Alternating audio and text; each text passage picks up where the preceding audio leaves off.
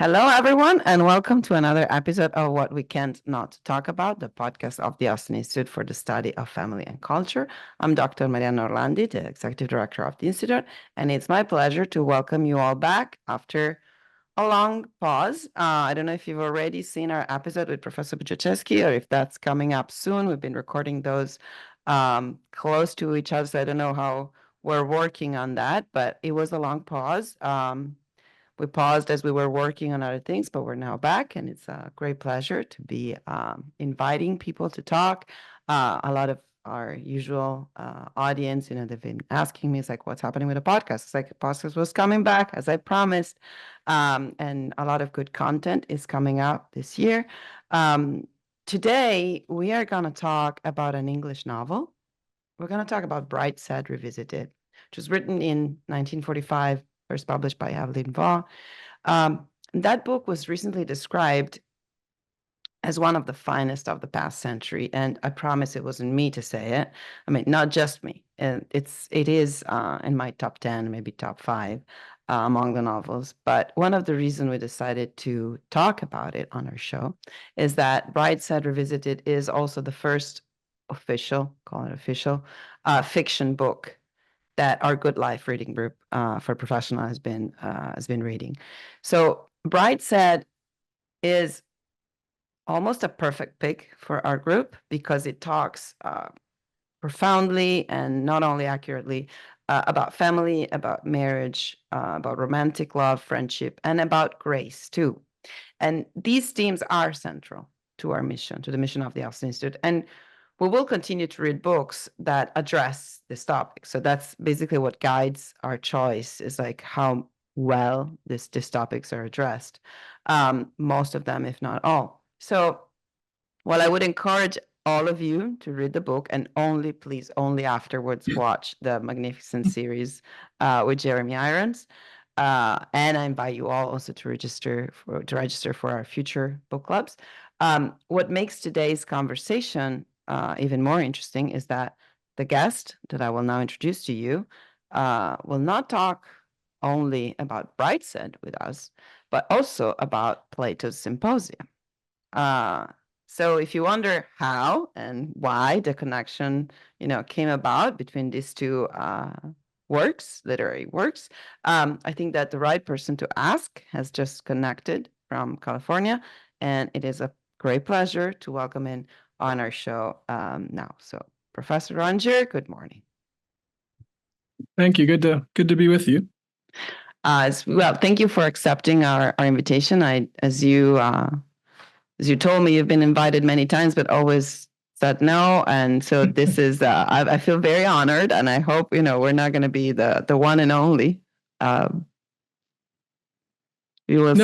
It's true. I've never, anything, for better or worse, anything that kind of looks like a movement towards being a public intellectual, I have always pulled away from. But I thought, well, this is a pretty great topic, and it's obviously a worthy cause, and it's an institute doing very good work. So I said, what the heck, let's do it.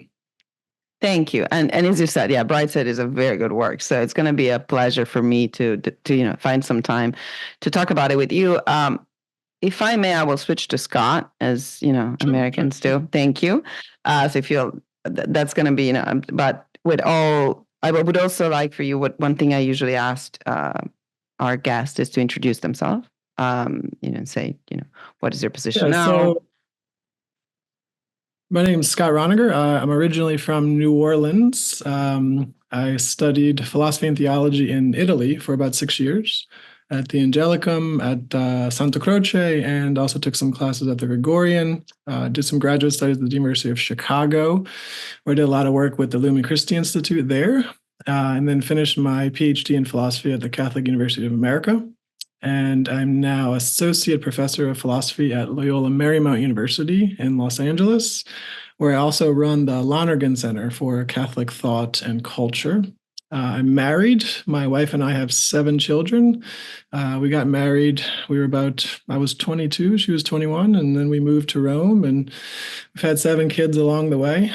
So then one more reason you're the perfect guest for the Austin Institute. It's we're all about big families. So it's actually shocking that I didn't know you or of you. All these years working in this area, and because you teach philosophy.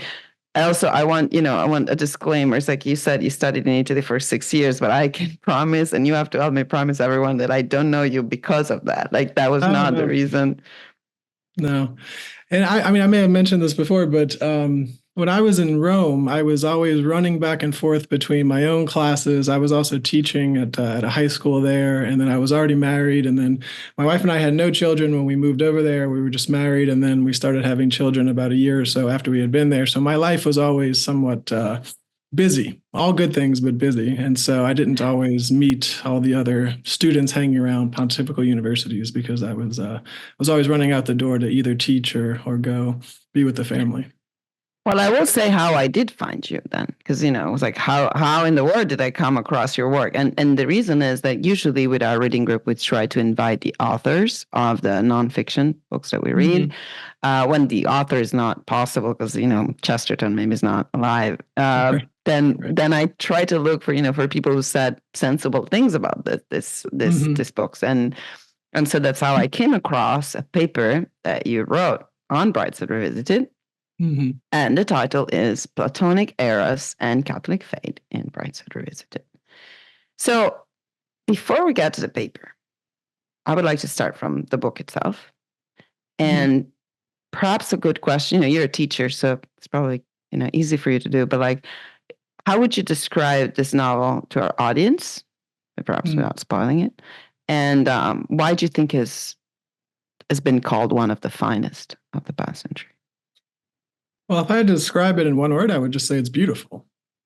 And I think right there, that gives you the connection both between Catholic faith and the Symposium. But I think it's a stunning novel. It's beautiful. And one of the things that really sticks out, I think, once you at first when I read it, I was just overwhelmed by it. But maybe on the second and third read, I started to see that part of what makes it so beautiful is that there's this fantastic correlation. There's a fantastic proportionality between the structure of the novel and then the themes presented through that structure.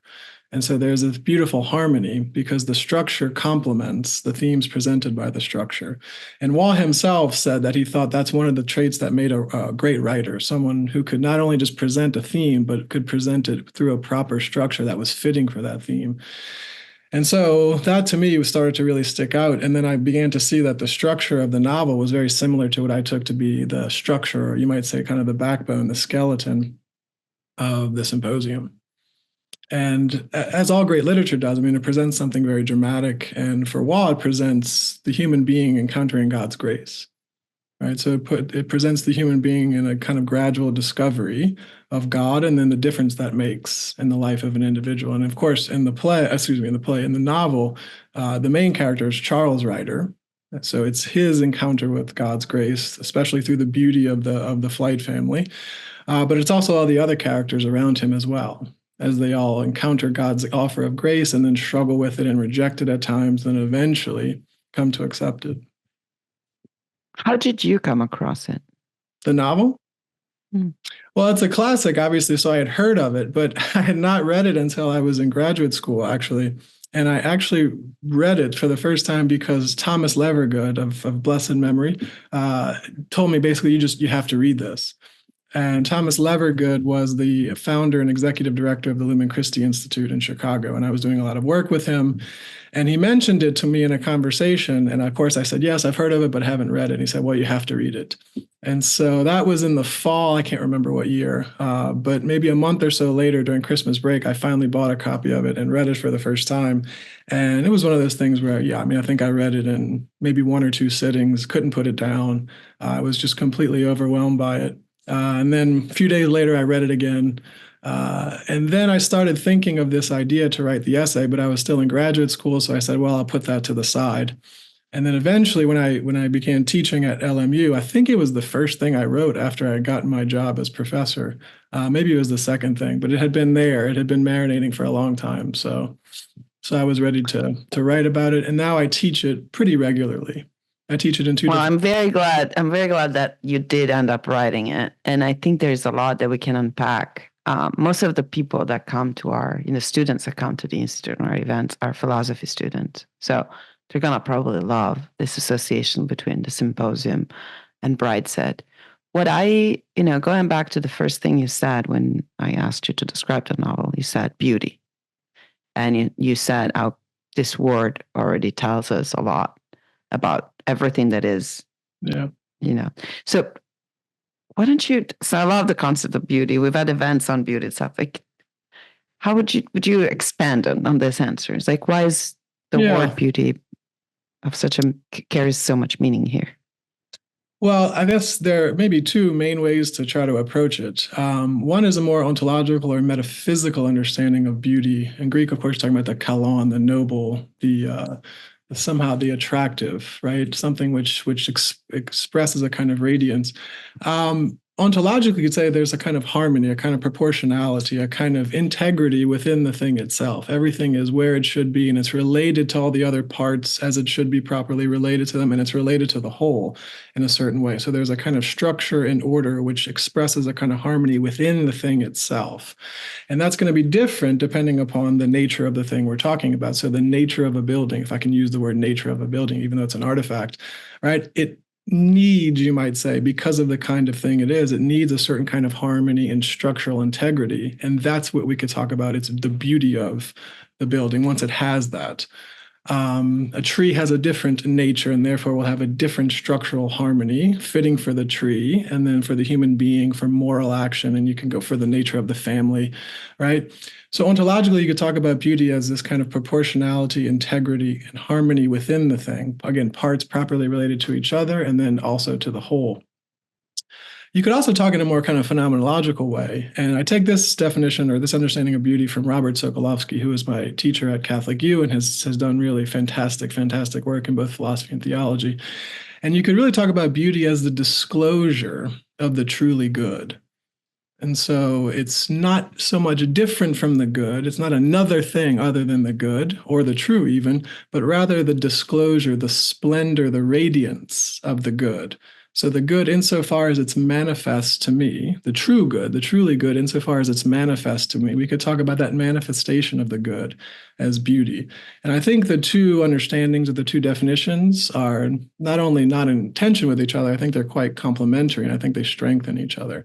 Because when there is something harmonious and proportional and structurally proper about something, it does disclose itself as whole, as proper, and therefore as beautiful, and therefore as attractive. And I think you see both of those kinds of understandings of beauty kind of being crisscrossed sometimes within the novel and also within the symposium. You do, I agree. And you convinced me also on a point that I think is excellent in your paper, where you distinguish charm and beauty, or you separate charm and beauty. And my understanding is, if we use the novel to talk in more general terms and abstract terms about the way we reach truth or we reach goodness, that it sounds like you say, so we don't want to ruin the novel for anyone who's not read it, but like that we can follow something that is charming, but in reality, we're after beauty. The longing is for beauty, and charm can be, to use a Brideshead word, a forerunner. Exactly, yeah. The question that I would have here is, how often can charm be mistaken for beauty and mislead? That's the first question. And the second being, is it ever possible to reach beauty without passing through charm? Yeah, good question.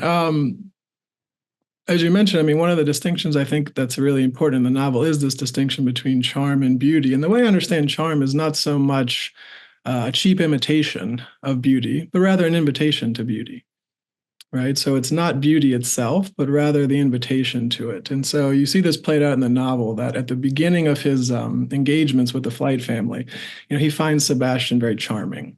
And that charm seems to both pull Charles closer to Sebastian and his family, but it also seems to point beyond itself, namely to the true beauty. And ultimately, that true beauty in the novel, hopefully without spoiling it too much, is God, ultimately, right? And so I think that's important. So not only not only is it important to distinguish between charm and beauty, I think it's also important to distinguish between charm and something like a cheap imitation, right? Um, Even if I can draw another Platonic reference, even in the Gorgias, when Plato is talking about certain kinds of techne, certain kinds of arts, which mimic the reality. Instead of bringing you towards that reality, they mimic that reality and end up distorting you. And he thinks of rhetoric along this way, right? And sometimes he even names cosmetics. And that's not charm, in my understanding. Charm, again, is something which is not yet the reality of the beautiful, but something which is an invitation, something which prompts you to begin a kind of an ascent towards the beautiful. So can the second part was being, can we reach the beautiful without this invitation? Which then, if you describe it this way, I don't even know that you need to answer my second part of the question. It seems to me the novel is presenting it in such a way that there's always going to be this kind of invitation, right? And you could think about it theologically as charm, almost as a kind of literary device, sort of presenting the reality of grace. That grace gives us a participation in God's own nature, but it's also a promise of future glory.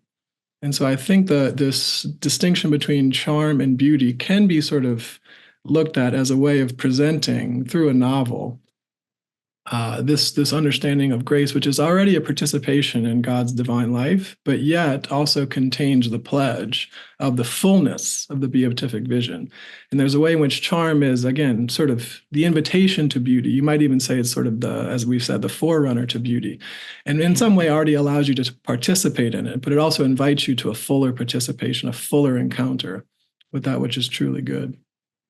So what would be interesting here for me would be saying, okay, the protagonist sounds like he has, there's a happy ending, meaning that the charm that invites him leads him to beauty, and it's not without pain, it's not without suffering. Sure. But there seems to be a final answer.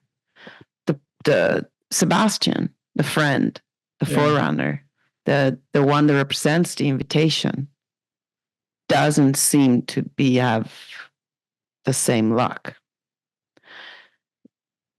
So in that sense, I think that I totally agree with you. I understand your point in saying there are invitations, like hints, on the way, but then there's something bigger that you need to reach. Where do you think that the friend gets lost, and why? Sure. Well, clearly the way he gets lost in the novel is in alcoholism. So he falls further and further into this addiction to alcohol. But clearly that's a way of him running away from his family. But by running away from his family, he's ultimately running away from God, the presence of God within his family. And so his alcoholism becomes a way in which he deadens his mind, he deadens his soul, so that he doesn't have to think about this call coming from God, and he doesn't have to think about all the ways that he's rejecting that call or failing to live it out, right? But I might disagree a little bit, because I do think we're given a hint that he does in some way himself, Sebastian, reach some kind of, if not peace, at least I think he does somehow accept this offer of grace that keeps tugging at his heart, and that he keeps, at least in the beginning of the novel, that he keeps in some ways rejecting and trying to ignore through alcohol. Because we're told through Cordelia, that very, very beautiful report that we get from Cordelia that she gives to Charles towards the end of the novel, that he's now living in a monastery. And of course, he doesn't quite fit in the monastery. He's not really a monk fully. He's certainly not capable of being a missionary, is what he originally wants to be when he goes to this monastery. Yeah. But nor does he fit in the world either. And Cordelia says, I'm a little bit like that as well. I don't quite fit in the religious community, nor do I quite fit as, a wife and a mother within secular society. And there's a very beautiful description of him as someone who, generations of missionaries will come to know, and they'll come to associate him with their student days, with their preparation for their work as missionaries. And that he develops, eccentricities of devotion. But yet he's still wounded. He's still very deeply wounded by his alcoholism. So she says, they'll find him he'll be missing for days at a time because he'll be off on a binge. but yet he has found, or he has come to some kind of position or place in his life where he knows he has to be close to Christ. And he's Yeah, still some sort deeply of rooted. reconciliation. And I Yeah, think that what is interesting to me is the way I read it, and I don't think this is going to spoil anything, but for me is more this Sebastian for me was called to more. And there is it sure. becomes more difficult. So I agree when Cordelia says, he's a saint. Like in the no that you have to say when you're called to more, there is more suffering than when you were Yeah. called to little. But that, and with that, we just hope that everyone is going to read this novel now to understand what it is that we're talking about. And the suffering, it's interesting. The suffering is kind of twofold. I mean, the suffering that he's able to offer up now to Christ, or to suffer with Christ, it's not just something that happens to him. It's also the suffering that results from his own rejection, his own sins. But he's at least the implication is that he's seen now that this has to be borne, this suffering, both what he's caused himself and the suffering that has come from outside of his own intentions, outside of his actions, that's through no fault of his own. They're both now borne up in union with Christ. And that makes him somehow holy, of course, in the novel, even though, of course, he's not the sort of picture of holiness that you might imagine at first. Okay, now to the Platonic parallel that you made, I must confess, my stupidity. The moment I read the titles, like Platonic eros and Brideshead, it's like, oh, he's talking about the friendship between the two, right? So how, this Platonic friendship, because like the big elephant in the room is always, like, oh, we're Charles Sure. and Sebastian lovers or not. To me, the question is uninteresting, but, a lot of people get, stuck Sure. with that and they just want to run with it. But no, you meant something completely different. You meant, how the whole idea of eros in Plato, as exposed in the Symposium, can, right? If I'm taking it and getting it right now. So you talked about the structure. In what way? Like what is the thesis there? What is the main parallel between the two? Yeah, so I think in both cases, you have the formal structure, again, the skeleton of the work, fitting for the themes presented through that structure, through that skeleton. And so you have presenting structure and theme presented. And again, there's a harmony between them. Thus, there's a kind of beauty there at the very heart of the work itself. And I think in both cases, in both the Symposium and in the novel, they're both structured as ascents. They're both structured as this movement towards an apex, an apotheosis, or a climax, and then something that comes down very quickly. So in both cases, the Symposium and Brideshead, you have a structure. The formal structure is that you go up a kind of ladder of love, as is famously presented in the Symposium. You go up a kind of ladder to an apex. And in both cases, the apex is a union with God, right? One by nature, you might say, one through philosophical contemplation. In the novel, it's through sacraments. It's through adoring Christ in the Eucharist. And then after that apex, there's a movement down, very quick movement down, and then both of them finish.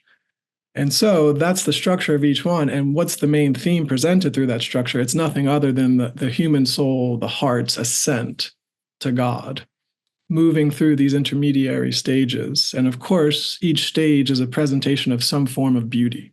And so beauty, both the philosopher and then in the novel, Charles Ryder, beauty drawing the person to itself, but then also pointing beyond itself to a higher beauty. And so the structure is the structure of a ladder or an ascent. And then the main theme presented through that structure is, of course, the ascent of the soul, the ascent of the human heart to God through these intermediary stages of beauty. And, okay. No, please continue.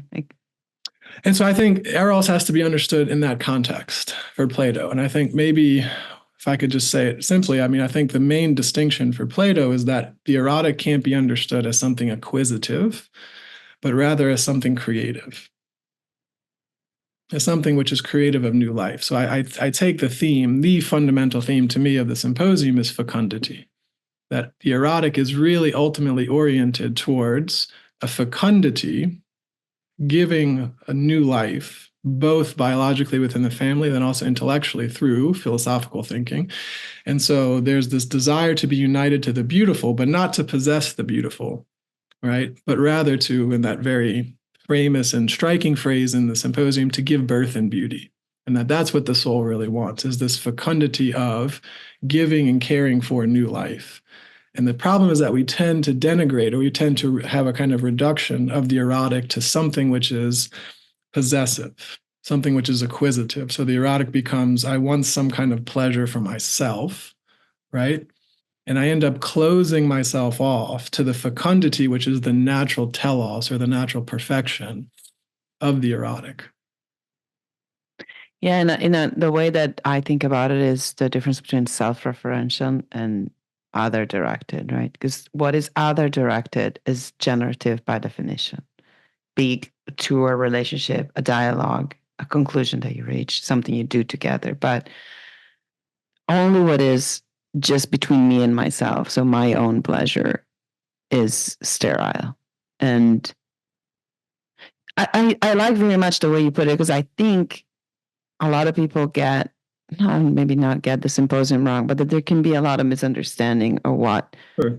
the symposium is actually. I mean, you teach it, I bet, to your students. Like, what is the most common misunderstanding among them about what the symposium is about? Well, unfortunately, many of them, I would say the vast majority of them, have never heard of the symposium before we start reading it. So they're coming in with no preconceived ideas. It's not like they've got a bad reading or a bad understanding of the symposium or Plato in general. Every now and then I get a student who's read some Plato in high school or maybe in a prior class. So in that sense, they really are kind of philosophically anyway, somewhat like blank slates. But of course, they've inherited, they're living within a kind of culture which has all sorts of assumptions built into it. And so I think what is difficult for them to see, but hopefully I'm able to get them to see it, is that what's normative, if I can use that word, really is fecundity. Fecundity is normative, I think, if you can put it that way. So there is a kind of sterility which is merely self-directed. I think that's obviously correct. But there's also a way in which I can be related to another. There can be other related activities, which are also of their very nature sterile. And I think in the symposium, you're not getting so much a moral argument, you're getting more of a metaphysical and also a kind of a philosophical anthropology, an argument based on those ways of looking at this issue, that what you're doing, if you're engaging in an activity which is necessarily sterile, either self-regarding or you're engaging with other people, whether it be sexually or in any other way, in which you're engaged in some kind of activity, whether it's a relationship or, again, self-regarding, if it's necessarily sterile, that sterility is something like a sign that something has gone wrong. And it's not so much, again, a moral argument, although, of course, it contains a moral argument, but rather I think that the deeper argument is that that kind of sterile action, the kind of activity which is necessarily sterile, frustrates the deepest desires of the human heart. That what the human heart really wants, I think this is Plato, what the human heart really wants is union with God, who he describes as, the beautiful itself, right? Beauty itself, the highest, most perfect kind of divine beauty. But because we're mortal, and because God is immortal, because we're limited and God is perfect, we're imperfect, God is perfect, the only way we can be united to God is through imitation of God. Well, how does the mortal imitate the immortal? Through fecundity, through giving new life. And he says, again, that new life for him is both biological, right? Although he goes very quickly through that. He never really gets over his, I would argue, he never really gets over his hangups about the body, whether or not the body can be really understood to be a full dimension or a cause of human nature. And so he goes very quickly over the familial dimension of it. And of course, for him, he's going to concentrate on the intellectual and what I might even call the spiritual dimension. There's ways where you can be engaged in an intellectual life which is necessarily sterile.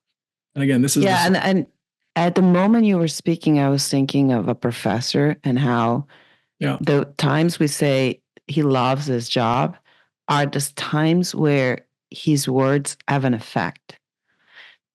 And when you listen to someone giving a talk that doesn't have an effect on you, like I also associated like to the person is not loving what he's doing. Love, in a sense, bears fruit, right? Right. Not necessarily, and not only good, but anyway, that's maybe off topic. We did discuss this before the first time we met, and how you think that there is a structure. You told me like you teach philosophy of literature. which I didn't even know existed as a topic. And then I talked about this with some of my friends in my non-sterile conversation. They're all fascinated, can't wait to hear you speak about, other works and like, but the conversation that you and I had to do with like how there are some sort of like a grammar that we adopt, even if, we don't know that we're adopting it. And so in a way, structure and content are always related to bring certain messages, right? Do you think, how much of this is unconscious, the moment we do it, how much of it is conscious? Because one question would be, for instance, you describe two of the characters in Brideshead. I really liked how you say, what they say, Anthony Blanche in this case, and Cara, are like the choir in a Greek tragedy. The chorus. As a foreigner, I translate words with the word that comes to mind first. The chorus in the Greek tragedies. Warning, right? So they are the outside eye. They already know what's going to happen, and they can be a warning. Mm-hmm. Is an author aware that he's using that as a device? Or do you think that just happens? Is that the distinction between a great writer and a so-and-so writer? Yeah, I'm a lover of literature, but I am not a creator of it. So I'm not probably the best person to answer this question, although I'll just quote Waugh, who was both a lover of literature and obviously a great writer of it.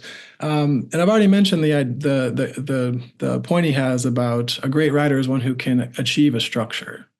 So he does. So he was clearly very self-conscious about that. So clearly he understood that his works had to not only present a story and a main character going through some kind of difficult or some kind of whatever experiences, but that it had to be in a way which had a kind of backbone to it, a kind of structure, a skeleton to it. But on the other hand, he has this very interesting reflection where he talks about one of his novels and he says, he was really stuck. He was at a point where he had this kind of writer's block and he couldn't see a way forward for the novel. And I believe this was Waugh, but he says, he was having this conversation and he was talking to a friend about how he was stuck and he couldn't move forward. And he said, all of a sudden I saw it. One of the characters in the novel, she's been drinking. She's an alcoholic. That's why all the problems have come up. That's what needs to be resolved. And so all of a sudden he thought, well, now I can move forward with the novel because I understand what's going on with my character. So he seemed to present the character as having a life of her own, even beyond him, who is, of course, the creator of the character. So I think there's something of both going on. Clearly, he knows what he's doing, but at the same time, he is beginning to express something that kind of takes on a life of its own, even though the life that it has is given to it by him. So I think it's a little bit of both, maybe. But the structural is really fundamental.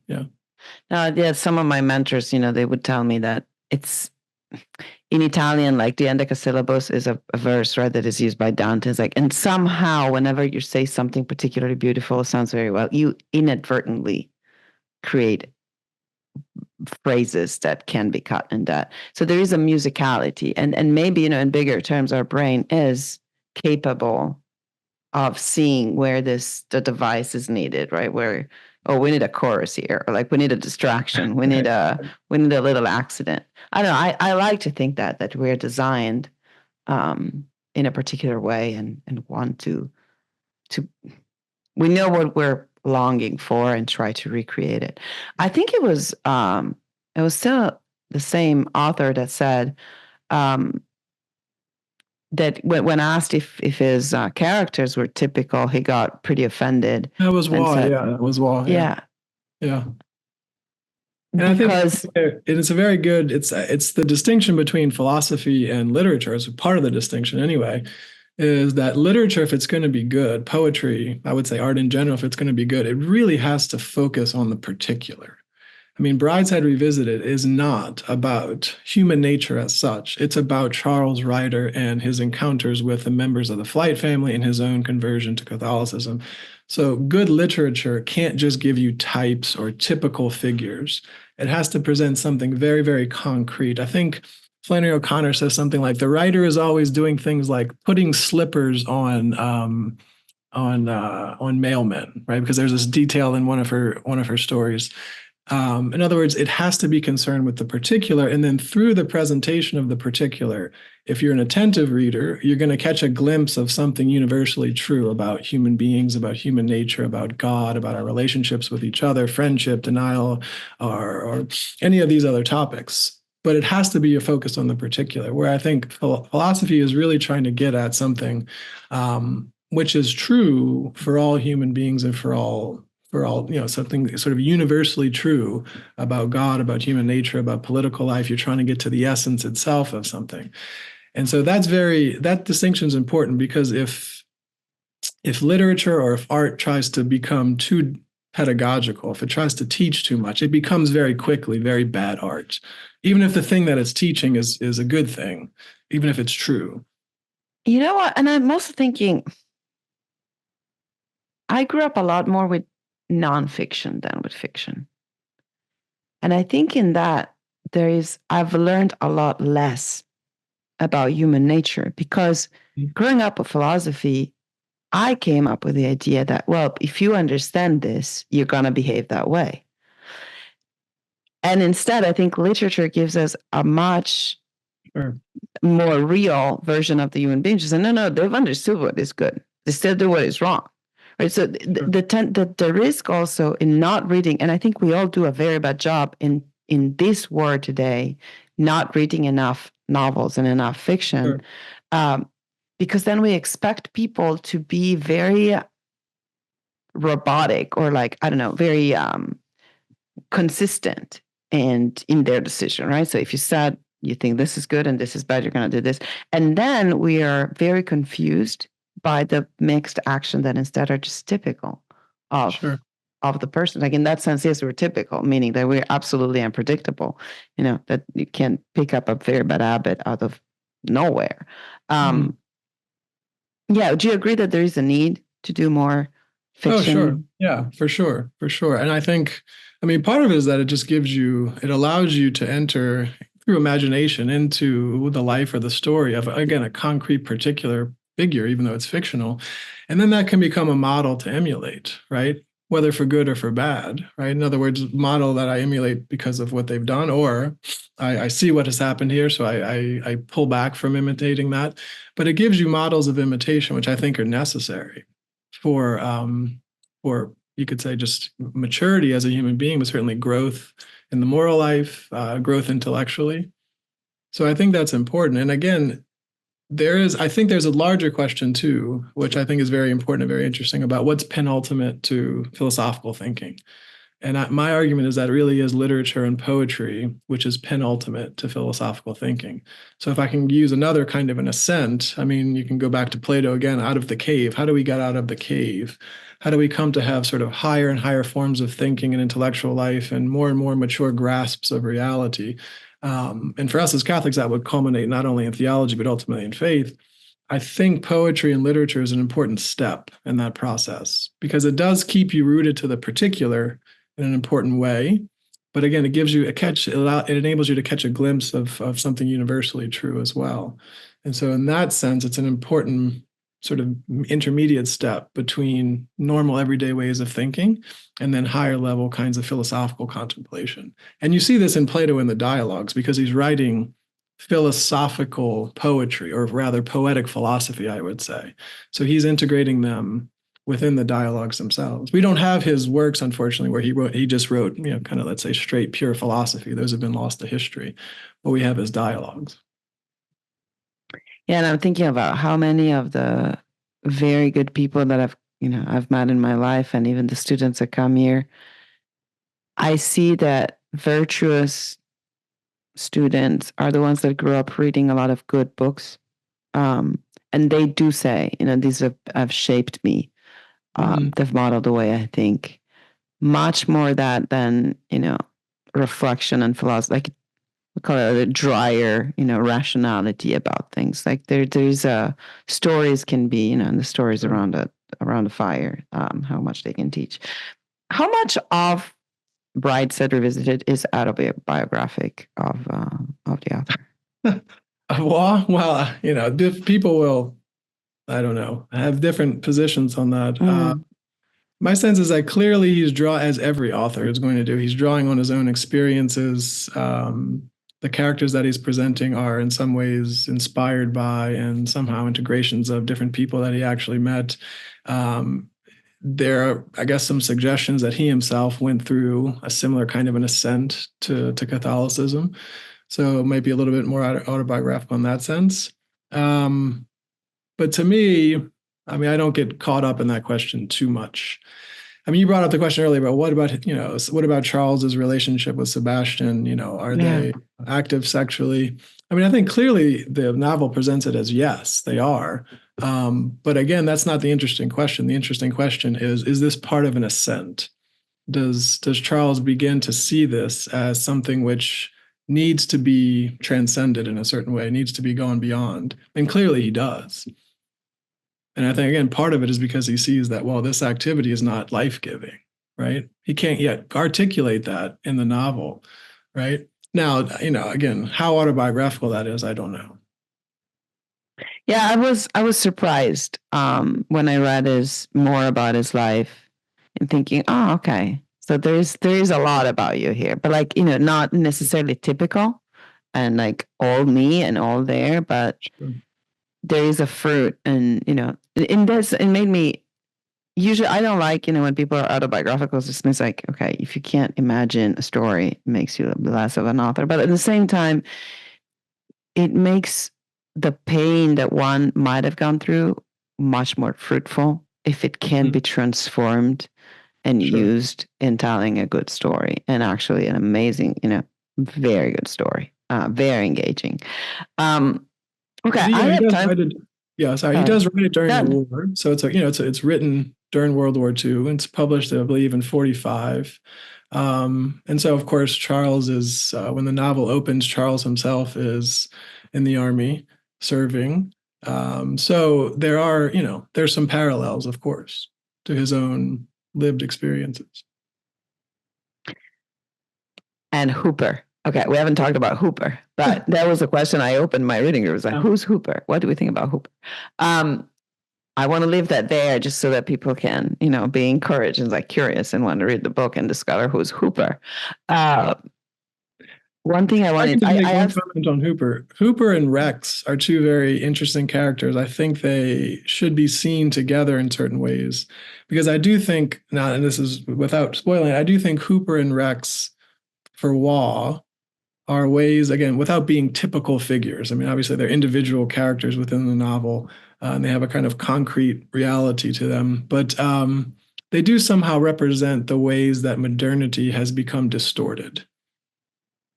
And so I think that's really important to sort of take that into account. They represent something, they disclose some of the problems of modernity. And so I think they're both meant to show that in different ways. But I think that's an important part of the novel too. There is an obvious critique of modern thought, modern culture, contemporary life, and what it's lost. It's lost this sort of deep classical sense of philosophy and theology and a life understood as an encounter with God. And Rex and Hooper, I think, represent that. What's left when the heart of human life, in this sense, is lost or is forgotten. I couldn't agree more. I absolutely could not agree more. And yeah, and I'm happy for Julia. I would have time for a last question, but instead of asking you a last question that I'm not even sure it's interesting at this point because we talked about so many beautiful things, would be for you if there's something we haven't mentioned about the Symposium, Brideshead, both, that you would like to leave our audience with, like as a last comment. Yeah, we talked maybe this. I mean, we talked about sort of at least gave a very quick overview or summary of sort of the Platonic understanding of eros and then how that gets portrayed in the novel. Maybe one further comment on that would be, I think both for Plato and then again it gets presented in its own way, in a kind of literary way in the novel, is this relationship between eros and friendship. And I think one way to understand it is that when eros comes to a kind of maturity, when it's properly ordered in such a way that it's not only relating to something beautiful, but also giving new life, it's being fecund in all of these different ways. That's kind of the source of friendship. And I think both Plato and Waugh see that. And that kind of friendship can occur between a husband and a wife in a family. It can occur, and Plato is very good on this. It can occur between, let's say, a teacher and a student in an intellectual way. And then the offspring, you might say, of that relationship is truth, is knowledge, it's virtue. And so that creates, he says, a kind of friendship between the teacher and the student, right? And then ultimately, for both Plato and Waugh, but in different ways, different but complementary ways, it's the eros for beauty, which is ultimately not going to be satisfied by any limited or particular beauty. It's always oriented towards the infinite divine beauty who is God. And Plato argues that, listen, if you follow, of course, it's Diotima presenting it to him, but if you follow the erotic all the way to its natural telos, it brings you to this loving union of God himself, beauty itself, the divine beauty.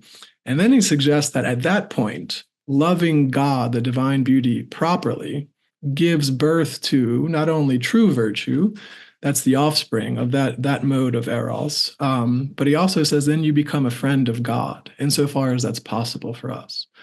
And so the kind of erotic love ultimately oriented towards the divine beauty brings us into a kind of friendship with God. And that, of course, becomes, in a sense, the main theme of Brideshead. I mean, again, without trying to ruin it for anyone who hasn't read it, the culmination of the novel really is Charles's friendship with Christ through grace now, a supernatural friendship with God through faith in Christ. But again, that's something like the perfection or the full maturation of a properly ordered eros within a new fecundity now, and that fecundity includes a friendship with God himself. I am speechless. Doesn't happen often, but yeah, I think you said it beautifully. What I like also is that you talked about the relationship between eros and friendship, and that was actually the last question I had. It was more related to what I find as how rare friendship has become. Yeah. And maybe we could argue the same thing about, the friendship between husband and wife, right? So the collapse of marriage that we're seeing is not unrelated to the disappearing of friendship, because in both cases we are focused on ourselves, like in that sense, right? It's That's right. Exactly. And I mean, again, there tends to be this very false dichotomy. Well, it's either the husband and the wife can have a kind of friendship, or they're going to be busy taking care of kids, and the caring of children will somehow dissipate the friendship between the spouses. And of course, there's a kind of practical reality to that. You do have to make time just for husband and wife. But I think the deeper point, which we can't lose sight of, is that it's precisely in the fecund actions of giving new life to children and then caring for those children, that is what solidifies the friendship between the husband and wife. So we shouldn't think of those as two opposed or even distinct. Maybe they're distinct in some important way, but yet they're intimately related to each other. I mean, that's the source of friendship, right? Maybe like the content, the structure that you were mentioning, right? The content being the friendship, and between husband and wife, it develops through the structure that is family life family life. Yeah, exactly. Yeah. Exactly. The family becomes, as it were, something that's not only foundational for the friendship, but is kind of gives it a certain kind of intensity, right? And even Plato says, look, intellectually, it's the truth, which is the offspring of the meeting of the minds, right? That truth or that knowledge or that virtue, which is the offspring of these two minds coming together. He says that truth, that offspring, that virtue, that becomes the bond of friendship between the two. That's what unites them more closely in a kind of friendship. So, I mean, I think, in other words, for the family, it's if you want a better bond between husband and wife, well, it has to be open to new life. Because if it's not open to new life, if it's not open to fecundity, the very bond will begin to be corrupted. Again, I couldn't agree more. And I agree with you a lot also because one of my teachers in this field is John Paul II, is law of responsibility. Yeah. And I know that the phenomenology you said you teach is you're basically the philosophical aspect of John Paul II is a large part of your scholarship. So we absolutely agree on this. And Scott, when I met you online, said that, I'm going to do my best to bring you to Austin. I stand by my word, and I hope we're going to see you here next year to talk about one of the many things you've written about already. I don't want to ruin it for our audience, but thank you again for accepting our invitation and for discussing Brideshead and the Symposium with us. No, well, thank you, and thank you for all the wonderful work the Institute, the center is doing down there. Keep it going, and I'm honored to contribute any way I can. So thank you. Thank you. We will invite you. Thank you very much. Okay. And thank you to everyone for listening in. Of course, if you liked our episode, don't forget, send it to your friends, share it on the media, and register, subscribe to our YouTube channel, subscribe to our Spotify, to Apple Podcasts, whatever you use to. And of course, come see us, come register for our events. We have something for everyone. If you haven't read Brideshead, go get the book, read it. And thank you again.